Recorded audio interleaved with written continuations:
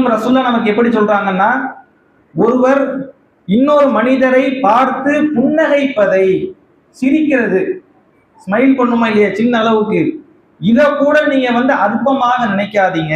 இதெல்லாம் ஒரு நன்மையா, இதனால என்ன ஆக போகுது என்று சிரிப்பதை கூட அற்பமாக நினைக்காதீங்க. சிரிக்கிறதுல என்ன ஆக போகுது?